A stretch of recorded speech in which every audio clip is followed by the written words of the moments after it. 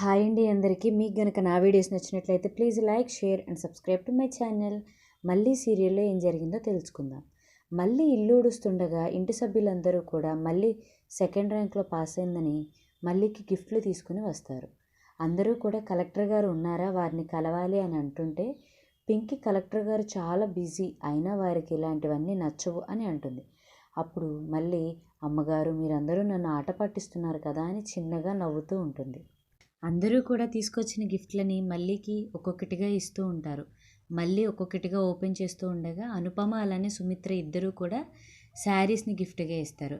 అలానే అరవింద్ పెదనాన్న వాళ్ళ డాడీ ఇద్దరు కూడా బుక్ అలానే వాచ్ గిఫ్ట్గా ఇస్తారు. ఇంకా రూప అలానే పింకీ ఆర్నమెంట్ని గిఫ్ట్గా ఇస్తారు మల్లీకి. ఇంకా మాలిని వచ్చేసి చెక్క పెళ్లి కొడుకు బొమ్మని మల్లీకి గిఫ్ట్గా ఇస్తారు. అరవింద్ వాళ్ళ అమ్మతో ఇలా అంటూ ఉంటాడు, అమ్మ మళ్ళీ స్టేట్ సెకండ్ ర్యాంక్ వచ్చింది కదా, మా న్యూస్ ఛానల్స్ అన్నీ మళ్ళీని ఇంటర్వ్యూ చేయడానికి ఎగబడుతున్నారు. అందుకే నేను అందరినీ ఒకే రోజు ఇంటర్వ్యూ చేసేటట్లు ప్లాన్ చేశాను. అప్పుడు అనుపమ వెంటనే ఈ ఐడియా చాలా బాగుంది అరవింద్ అని చెప్తుంది.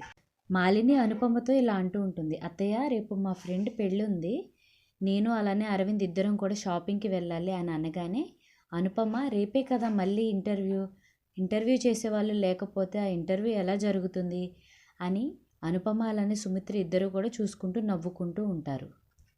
అప్పుడు మాలినికి చాలా కోపం వస్తుంది. వెంటనే మళ్ళీ వైపు చూసి, ఏంటి వీళ్ళందరూ మళ్ళీకి ఇంత ప్రిఫరెన్స్ ఇస్తున్నారు, నేను చెప్పేది పట్టించుకోకుండా అని తనలో తను ఆలోచించుకుంటూ ఉంటుంది.